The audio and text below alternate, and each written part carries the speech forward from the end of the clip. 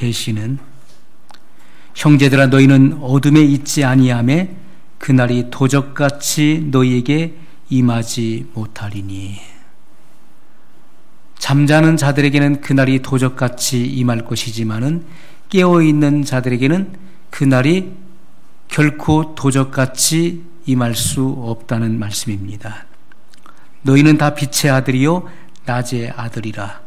우리가 밤이나 어둠에 속하지 아니하나니 그러므로 우리는 다른 이들과 같이 자지 말고 오직 깨어 근신할지라. 자는 자들은 밤에 자고 취하는 자들은 밤에 취하되. 여러분, 밤은 바로 죄악이 관영한 때를 의미하는 것이죠. 지금은 그 어느 때보다도 밤이 깊습니다. 밤이 깊다는 것은 재림의 때가 가까웠다는 것이죠. 자는 자들은 잠들어 있으므로 들림받을 수가 없는 것입니다. 자는 자들은 밤에 자고 취하는 자들은 밤에 취한다. 예수님께서는 죄악이 관영한 때에 오시는 것입니다. 오셔서 준비된 신부들을 취해 가시는 것입니다. 데려가신다는 말씀이에요. 기름이 담겨져 있는 자들은 바로 들림받게 되는 것을 분명히 말씀하고 있습니다. 여러분, 많은 사람들이 신앙생활을 처음 했을 때는 주님을 만나서 너무나 기쁘고 즐겁고 흥분되고, 그러나 세월이 지나면서 무디어집니다. 주님께서 우리에게 원하시는 신앙은 차든지 더웁든지 하는 신앙인 것입니다.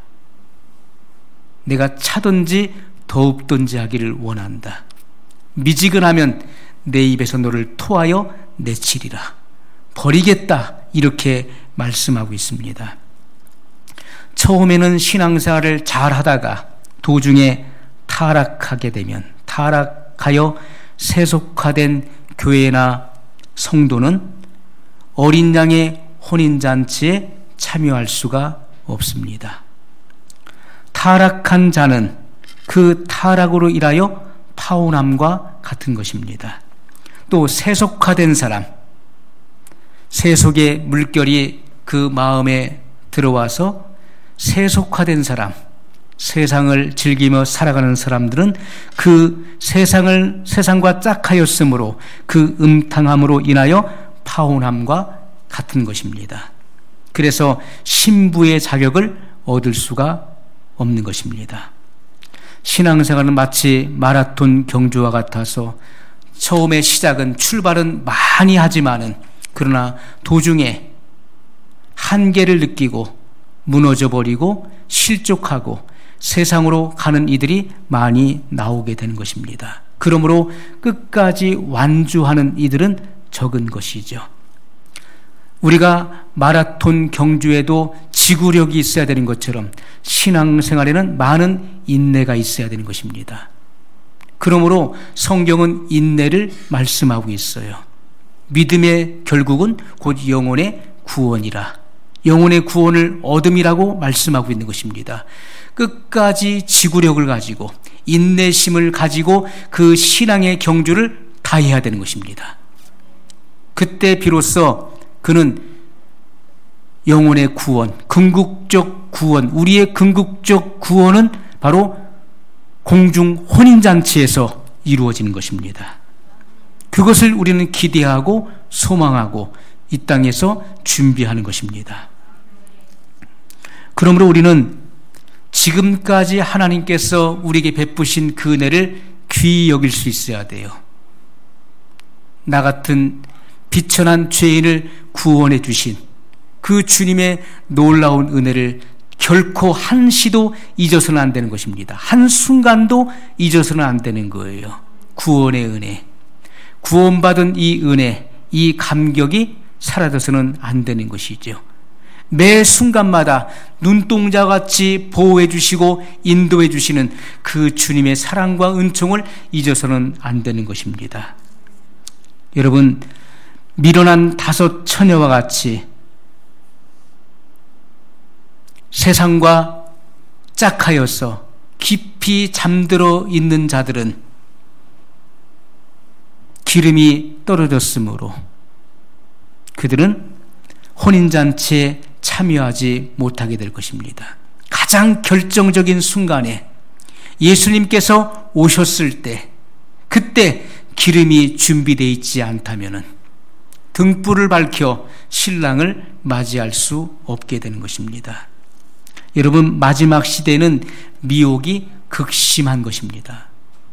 왜냐하면 마귀도 자기의 때가 얼마 남지 않은 것을 너무나 잘 알고 있기 때문에 마지막 시대 한 영혼이라도, 택함 받은 자라도 미혹해서 넘어뜨리려고 하는 것이 마귀의 괴계인 것입니다.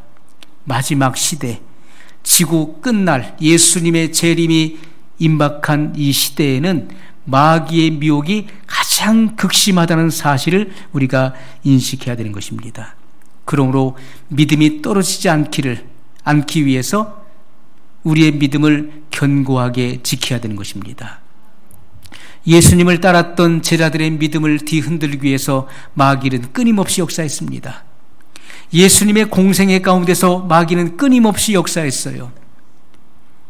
광야에서 예수님을 시험했었던 그 마귀는 얼마 동안 떠나니라, 이렇게 기록하고 있습니다. 예수님께서 말씀으로 그를 대적했을 때 그는 얼마 동안 떠났어요. 그리고 끊임없이 예수님의 공생애 가운데 마귀는 역사했습니다. 사람들을 통하여서 예수님을 죽이려고 모의했고 끊임없이 딜레마에 빠지게 만들었습니다. 그리고 주님을 따르는, 모든 것을 버리고 주님을 따랐던 제자들, 택함받은 제자들도 뒤흔들기 위해서 끊임없이 역사했습니다. 예수님께서는 시몬에게 말씀하셨습니다. 시몬아, 시몬아, 마귀가 밀 까부르듯 하려고 너희를 청구하였으나 나는 내 믿음이 떨어지지 않기를 기도하였노라, 이렇게 말씀하셨어요. 마귀는 밀 까부르듯, 키질할 때 여러분 그 곡식이 그 키 위에서 뛰는 것처럼 마귀는 그렇게 날뛴다는 것입니다. 믿는 자 한 영혼이라도, 택한 자라도 실족하여 넘어뜨리기 위해서 끊임없이 역사하고 공격한다는 것입니다. 여러분, 지금은 종교 통합의 시대이기 때문에 수많은 사람들이 배도의 길을 가는 것입니다. 수많은 사람들이 배도의 길을 가고 있는 거예요. 또 예배 금지령을 내리고 예배를 제한시키고 집합을 금지시키는 이러한 일들을 통해서 예배를 드리지 못하도록 시험하는 것입니다. 여러분, 마지막 시대에 밤이 깊기 때문에 사람들은 곤고해집니다. 영혼이 빈핍하고 핍절해져요. 그래서 세상 가운데, 그리고 흐르는 이 모든 세태의 흐름 가운데 자기 자신을 그냥 방임해버리는 것입니다. 죽은 물고기는 물살이 흐른 대로 떠내려가는 것입니다. 죽은 신앙은 저항하지 못하는 거예요. 죽은 신앙은 비진리를 거스리지 못하는 것입니다. 그냥 세월이 흐르는 대로, 세태가 흐르는 대로 그냥 휩쓸려 가는 거예요. 생명이 있는 고기만이 그 거친 물살을 거슬려 올라가는 것입니다. 여러분, 주님은 바울을 통해서 너희는 이 세대를 본받지 말고, 이 세대를 본받지 말라는 거예요. 하나님을 거스리는, 그리고 어그러진 이 세대를 본받지 말라. 그리고 하나님의 선하시고 기뻐하시고 온전하신 뜻이 무엇인지 분별하도록 하라고 말씀했던 것입니다. 하나님의 뜻이 어디에 있는지, 주님의 계획과 또 성경의 흐름이 어떻게 진행되고 있는지를 간파하고 그 말씀에 복종하는 삶을 살라고 말씀하고 있는 것입니다. 여러분, 기름이 떨어진 사람은 처음은 좋았는데, 은혜가 넘쳤는데 세상이 악해져 가면서 마음에 있었던 그 은혜를 다 쏟아버리고 상실해버리고 마음이 피폐해져서 휩쓸려가는 그러한 신앙, 기름이 떨어진 그 신앙은 혼인잔치에 참여할 수 없게 된다는 것입니다. 여러분, 그리스도의 정결한 신부는 신랑과 동일한 마음속의 뜻을 품어야 되는 것입니다. 마음속에 주님과 동일한 뜻을 품어야 돼요. 주님과 동일한 성질을 가지고 있어야 되는 것이고 주님과 동일한 마음씨를 가지고 있어야 돼요. 예수님께서는 이 땅에 오셔서 성령의 충만함을 받으시고 예수님께서 세례요한에게 세례를 받으시고 물에서 올라오실새 하늘이 열리고 하나님의 성령이 비둘기 형체로 예수님에게 내려오셨습니다. 예수님은 비둘기와 같은 성령의 충만함을 받으셨어요. 비둘기의 단일한 눈, 비둘기는 한 방향에서 한 사물만을 볼 수 있는 그러한 요소를 가지고 있죠. 예수님은 이 땅에 인류 구원의 목적을 가지고 오셨기 때문에 다른 것을 보지 아니하시고 아버지의 뜻은 바로 인류 구원에 있었다는 것입니다. 그 한 길만을 가졌어요. 그 한 곳에만 목표를 두시고 그 한 방향으로 가셨던 것을 우리가 보게 됩니다. 그 사역을 이루셨어요. 그러므로 예수님께서는 착한 일을 행하셨다고 말씀했습니다. 그 착한 일은 아버지의 뜻을 알고 행하는 것이지요. 그러므로 성경은 그리스도의 신부가 되는 소망을 가진 자마다 예수님과 같이 거룩할지어다, 이렇게 말씀하고 있는 것입니다. 내가 거룩하니 너희도 거룩하라. 하나님 아버지의 온전하심과 같이 너희도 온전하라, 완전하라, 그렇게 말씀하고 있는 것입니다. 여러분, 마땅히 주님의 신부는 예수님과 동일한 성품과 성정이 되지 않으면 주님께서 재림하실 때 휴거되지 못하는 것입니다. 마치 강력한 자석이 가까이 접근할 때 순수한 철은 끌려 올라가 달라붙게 되어 있는 것입니다. 여러분, 강력한 자석이 가까이 다가온다고 생각해 보십시오.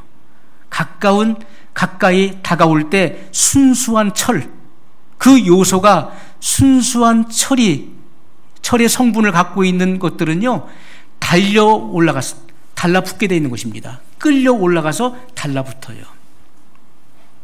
그런데 납의 성분이 많이 들어있는 그러한 납덩어리는, 납이 많이 섞여 있는 그러한 물질은요, 끌려 올라갈 수가 없는 것입니다. 무게는 나가지만은 그 자석에 끌려 올라가지 못해요.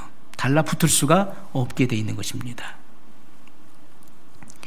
이사야 1장 25절에 보면 내가 또 나의 손을 내게 돌려 너의 찢기를 온전히 청결하여 버리며 너의 혼잣물을 다 제하여 버리고, 이렇게 말씀했습니다.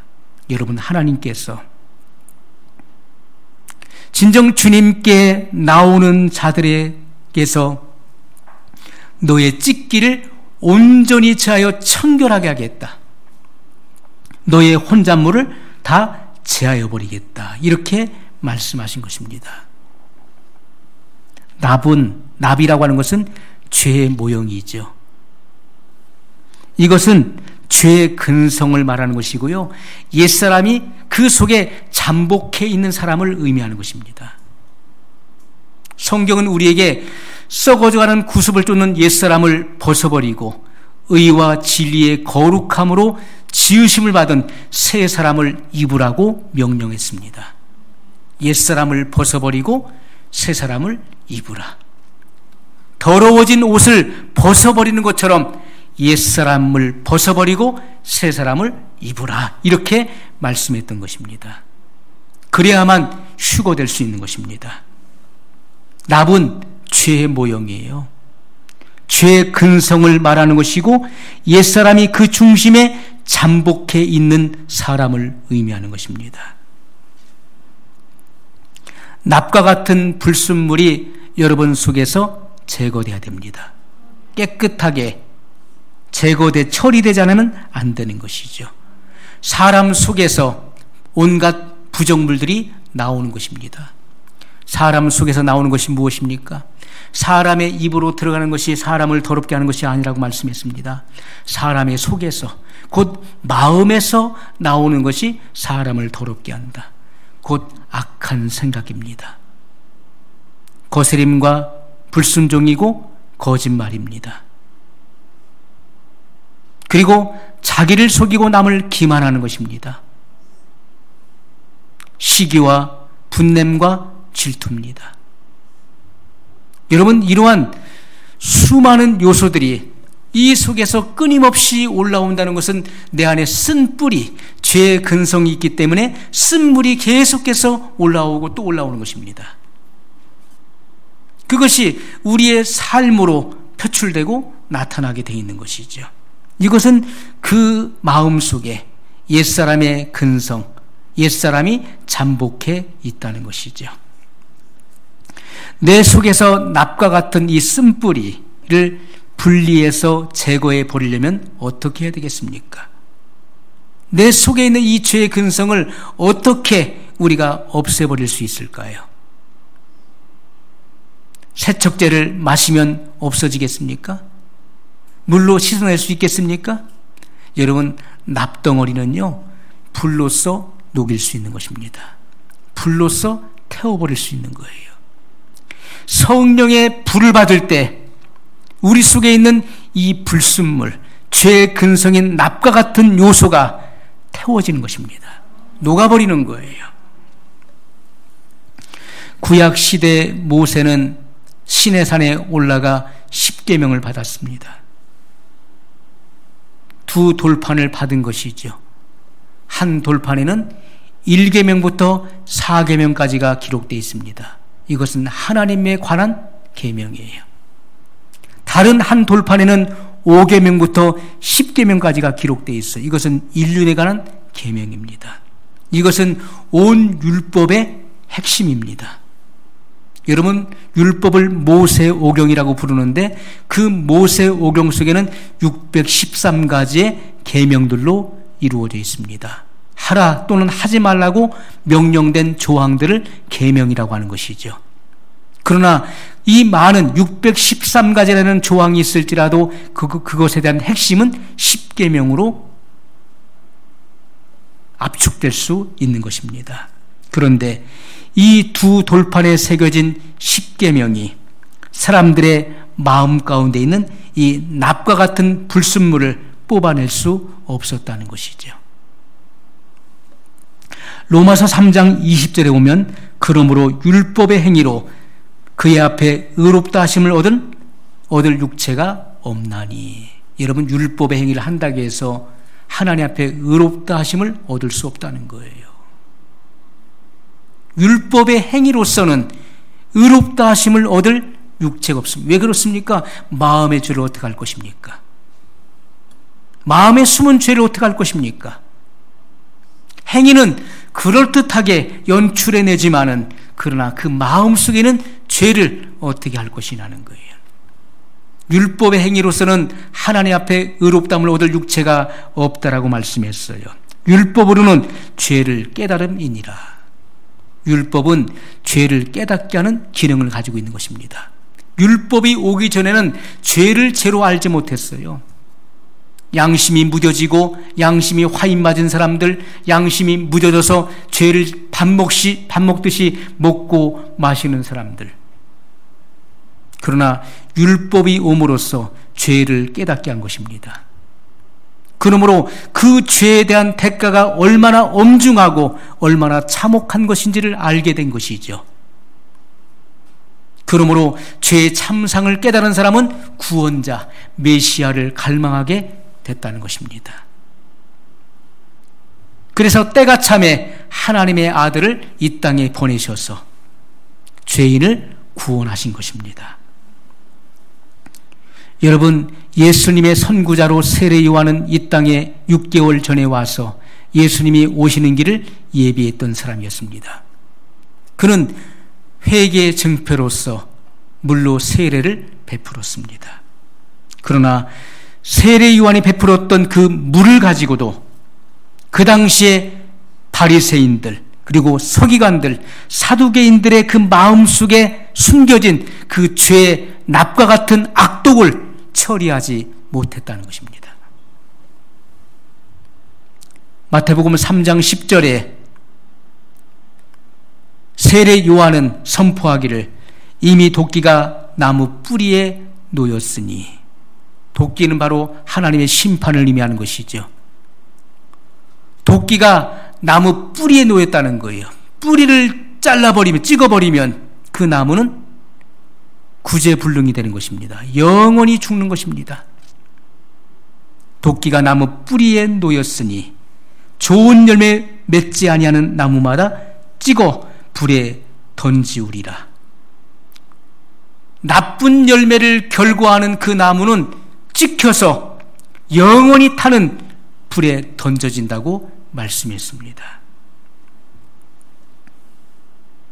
여러분, 세례 요한의 그런 물로서도 사람의 그 마음속에 있는 죄의 근성을 처리할 길이 없었어요. 안 해야지 하고서도 또 하게 되는 것입니다. 안 해야지 하고서도 또 하게 되는, 왜? 죄의 근성이 있기 때문에. 납과 같은 이런 부정물이 이 속에 있기 때문에, 죄의 뿌리가 그 안에 있기 때문에 계속해서 또 올라오고 올라왔다는 것입니다. 그러므로 세례 요한은 나는 할 수 없고 오직 주 예수님께서 하실 수 있다라고 선언했어요.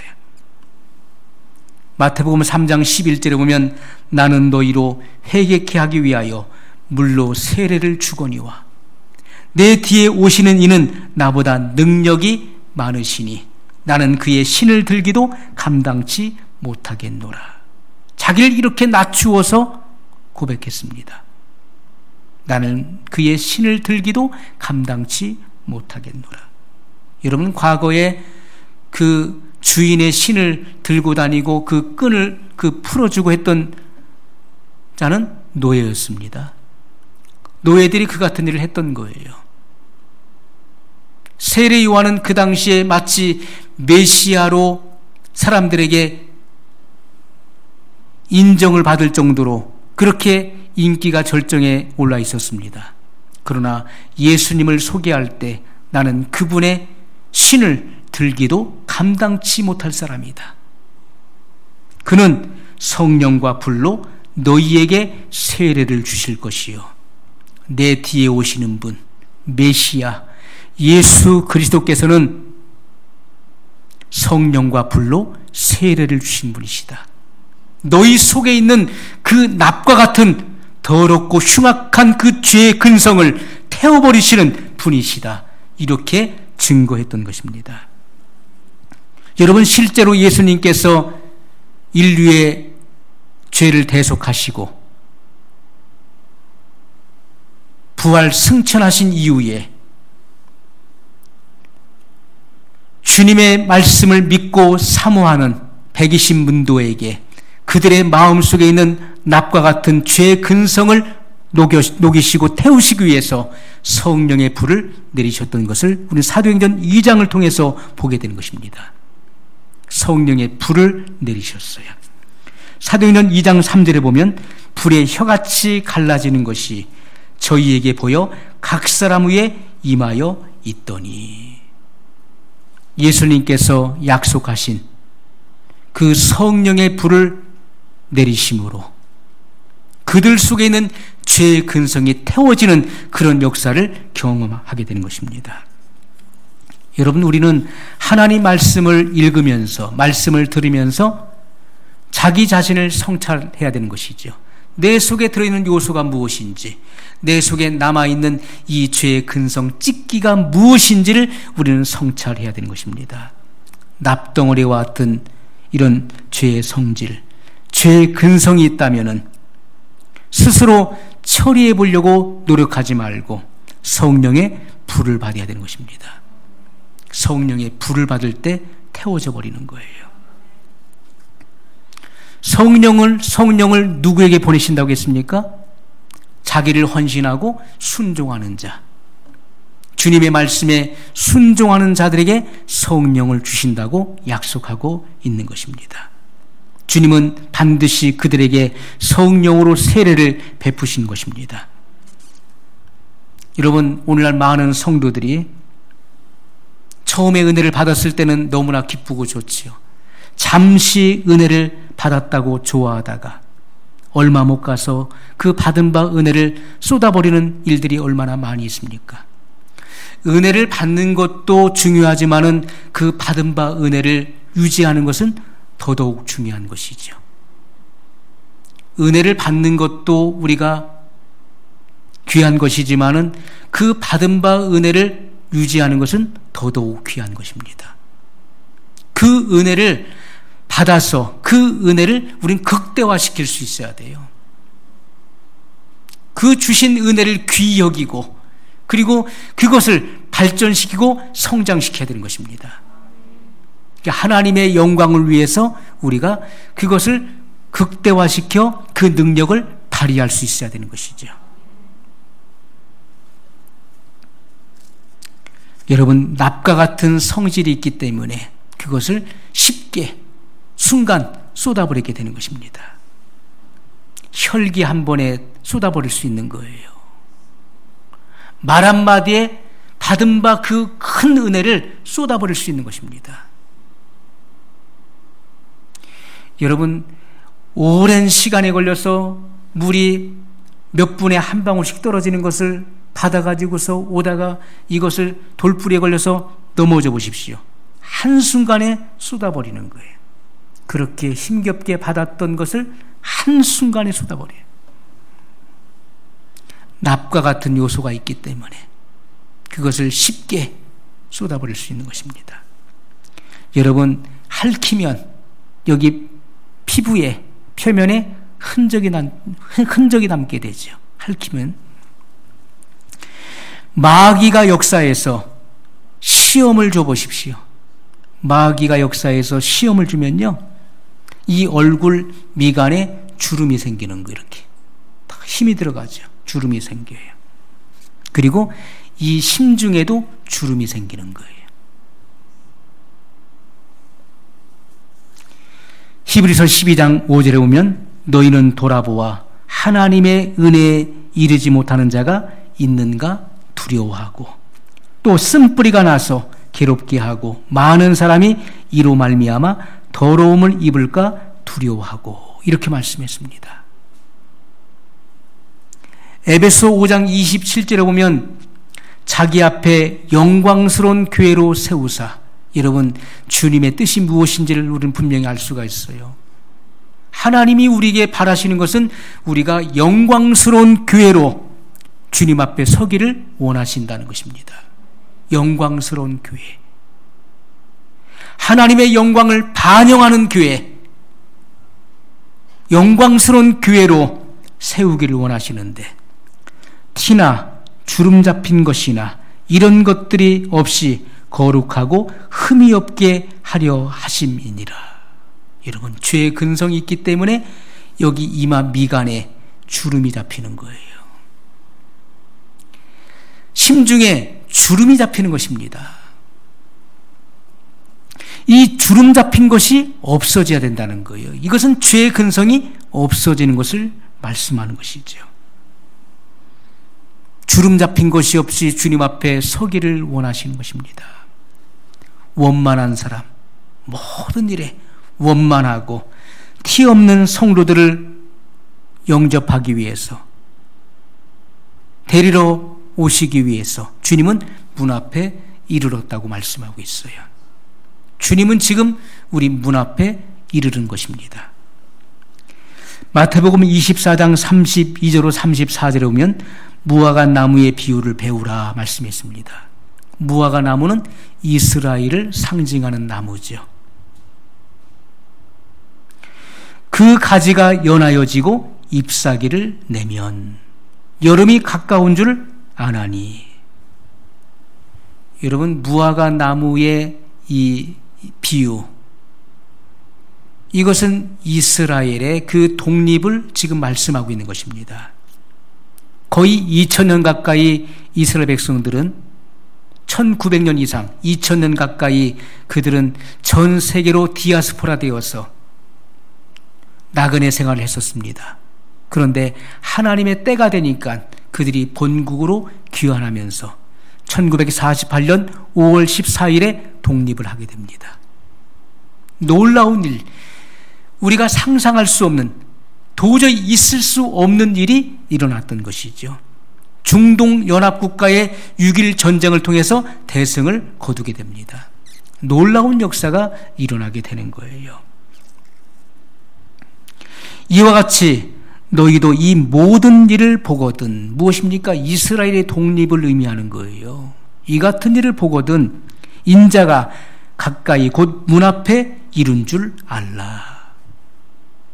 여러분, 이스라엘은 우리나라와 비슷한 시기에 독립을 한 것입니다. 우리나라도 1948년 8월 15일에 독립을 했습니다. 여러분, 70년 이상의 세월이 지금 흘렀습니다. 그러면 주님의 재림이 얼만큼 더 가까이 임박했다는 것을 우리가 알 수가 있는 것이죠. 내가 진실로 너에게 말하노니 이 세대가 지나가기 전에 이 일이 다 이루리라. 이 세대가 지나가기 전에 이 일이 다 이루리라. 이렇게 말씀하셨어요. 성경의 가르침은 내가 속히 오리라. 그것이 주님의 약속입니다. 내가 지체하지 아니하리라. 이것이 주님의 약속이에요. 그러므로 우리의 몸과 마음에 주림 잡힌 그런 납과 같은 요소가 있다면은 성령의 불을 받아서, 이것은 사랑의 불이죠. 성령의 불을 받아서 녹여야 될 것입니다.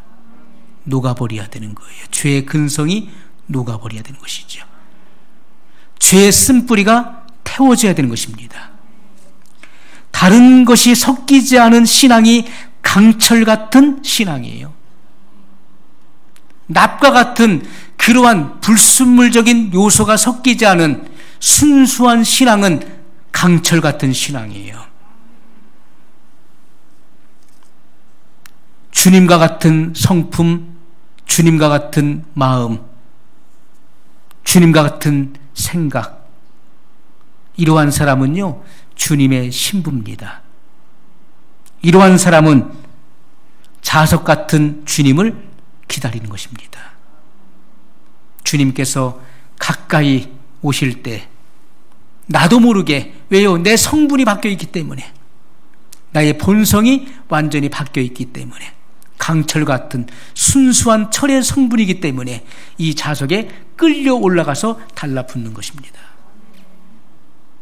납의 요소가 많은 사람은 이 죄악의 근성과 불순물들이 많이 섞여 있는 사람은 올라가고 싶어도, 아무리 사모해도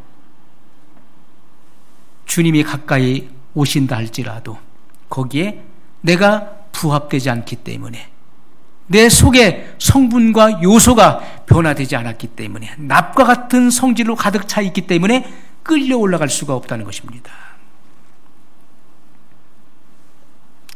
히브리서 12장 14절에 모든 사람으로 더불어 화평함과 거룩함을 쫓으라. 이것이 없이는 아무도 주를 보지 못하리라. 여러분, 주님을 만날 수 있는 분명한 조건을 말씀하셨어요. 공중에서 주님을 영접할 수 있는 분명한 조건이 무엇입니까? 모든 사람으로 더불어 화평함과 거룩함을 쫓으라. 깨끗해지는 것입니다. 깨끗하지 않으면 절대로 주님을 볼 수 없다, 만날 수 없다라고 주님은 분명히 단언하셨습니다. 주님과 같은 성질, 주님과 같은 성정을 가지고 있는 성도가 아니면 공중 혼인잔치에서 주님의 얼굴을 배울 수 없다는 것입니다. 오직 거룩하고 깨끗한 자만이, 이 심령이 청결하게 씻겨진 자만이 거룩하시고 완전하신 예수님을 뵐 수 있는 것입니다. 예수님은 거룩한 분이시죠. 예수님은 완전한 분이십니다. 그러므로 예수님과 같이 거룩한 심령, 거룩한 성정, 거룩한 마음, 거룩한 생각을 품은 자가 곧 주님 공중 혼인잔치에서 예수님을 만나 뵌다는 것입니다. 자, 주님은 공중에 오시는데 도적같이 오시겠다고 말씀했어요. 마태복음 24장 43절로 44절에 주님은 부지 중에 도적같이 오신다라고 말씀했습니다. 도적같이 오신다는 것은 잠자는 자들, 깨어있지 못하는 자들, 죄악에 취해 있고 세상과 죄에 취해 있는 자들에게는 도적같이 오시는 것입니다. 그들이 생각했던 것보다도 주님은 빨리 오시는 거예요. 그들은 이미 기름이 떨어졌습니다. 은혜를 다 쏟아버렸어요. 그러므로 주님을 영접할 수가 없는 것입니다. 자, 주님께서 공중에 재림하시는 분명한 목적이 있는 거예요. 주님이 도적같이 오신다, 도적같이 오신다라고 비유로 하신 이 말씀은요, 주님은 보배를 찾으러 오시는 것입니다. 가장 값비싼 것. 여러분, 도적이 만약에 과수원에 들어왔다면은, 과수원에 와서 그 과일들을 훔쳐간다면은 어떤 과일을 훔쳐가겠습니까? 익지 않은 것, 벌레 먹은 것, 또는 썩은 것, 이러한 상품의 가치가 없는 것들을 가져가겠습니까? 절대로 그럴 리가 없지요. 가장 탐스럽고 가장 잘 익은 것, 상품의 가치가 있는 것만 가져가는 거예요. 주님이 공중에 재림하신다는 것은요, 마음이 청결한 자, 주님과 같이 된 자, 이러한 정말 보배로운, 주님의 눈에 보배로운 성도들을 데려가시기 위해서 오시는 것입니다. 그들은 주님의 보혈로 씻겨진 자들이에요. 첫 번째, 주님의 보혈로 씻겨져야 돼요. 예수 그리스도를 믿음으로 그들의 모든 죄가 씻겨지는 경험 속에 들어간 자, 그리고 주님은 그들의 생애를 통해서 연단의 불로 시험해서 납과 같은 성분을 제거한 정금 같은 그런 신앙을 가지고 있는 자들이라는 것입니다. 우리의 삶 속에서 주님은 이렇게 시련의 불로 우리 속을 정화시키는 것입니다. 시련이 없으면 안 되는 거예요. 나는 그런 시련 같은 거 없이 그냥 무사히 형통한 길을 갔으면 좋겠다. 그렇지가 않습니다. 반드시 테스트를 거쳐야 돼요.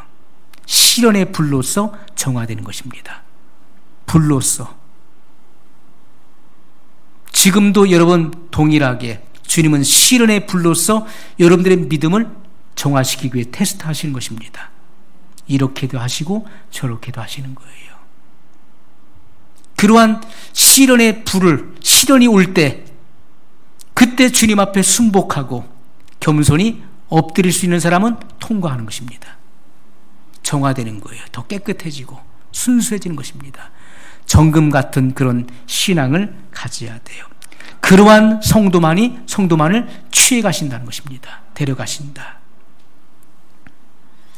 무게는 나갈지라도 가치가 없는 납과 같은 성분으로 가득 차 있는 사람은 결국 남겨지게 되는 것입니다.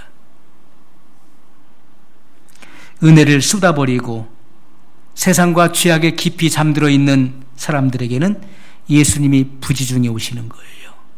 전혀 생각지 못한 때, 생각도 못한 때, 주님은 먼 미래에 오실 것으로 생각했는데 갑자기 주님이 오신 거예요. 그들은 전혀 준비되어 있지 않은 것입니다. 그래서 이 땅에 남겨지게 된다. 그래서 7년 대환란을 통과해야 되는 것입니다. 7년 대환란을 통과하면서 예수 믿음의 증거를 가진 자들,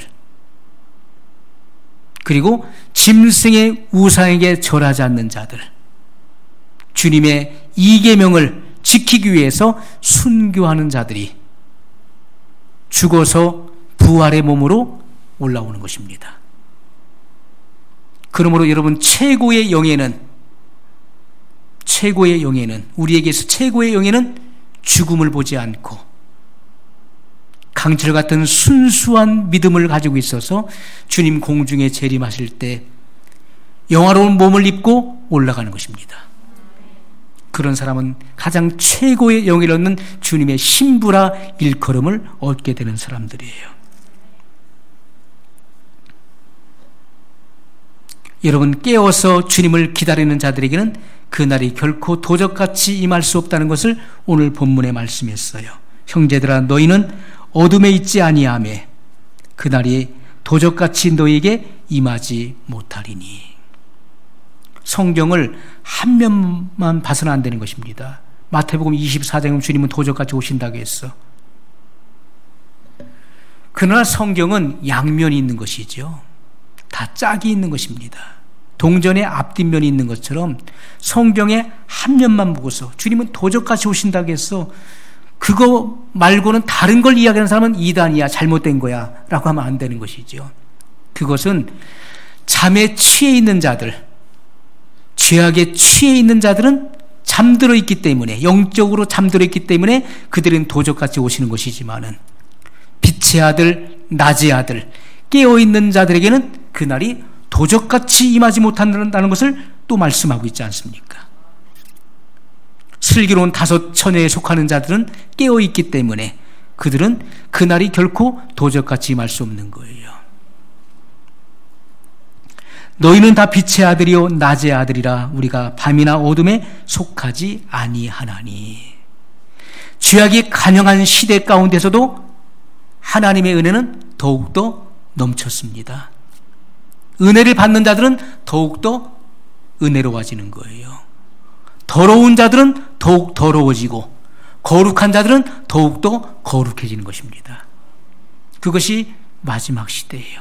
죄악은 범람하지만은, 그러나 주님을 갈망하고 찾는 이들은 주님의 정결한 신부로 단장되어지는 것이고 깨끗하고 거룩해지는 것입니다. 그의 생각, 그의 마음, 그의 모든 성정, 그의 품은, 마음속에 품은 뜻, 이 모든 것들이 거룩해지는 거예요. 그들은 주님을 꼭 닮은 사람들이에요. 주님이 오실 때 언제 오실지라도, 오늘에 오신다 할지라도 그들은 휴거대에 올라가는 것입니다. 여러분, 신령한 눈과 귀가 열려있는 사람들은 주님의 호령과 천사장의 나팔 소리를 듣게 될 것입니다. 듣는 그때 그들은 변화되어 구름 속으로 끌어올려 고대에 있었던 주님을 영접하게 되는 것입니다. 기름이 담겨져 있으므로 주님이 취해 가실 수 있는 거예요. 강철 같은 순수한 요소, 순수한 주님의 마음을 받았기 때문에 그들은 들림받는 것입니다. 이러한 소망을 가지고 있다면 준비할 수 있기를 바랍니다. 주님의 재림을 준비하는 그러한 정결한 신부가 되시기를 예수님의 이름으로 간절히 소원합니다. 말씀을 기억하면서 우리 한 목소리로 같이 기도하겠습니다. 영원하신 사랑의 하나님 아버지, 감사합니다. 마지막 시대에 마귀는 끊임없이 사람을 기만합니다. 아직 멀었다. 아직 때가 이르지 아니하였다. 앞으로 좋은 날들, 일상을 되찾게 될 것이고 좋은 날이 올 것이라고 마귀는 끊임없이 사람들의 마음을 미혹합니다. 미혹의 사상을 넣어줍니다. 예수님이 마치 먼 미래에나 오실 것처럼, 또 예수님의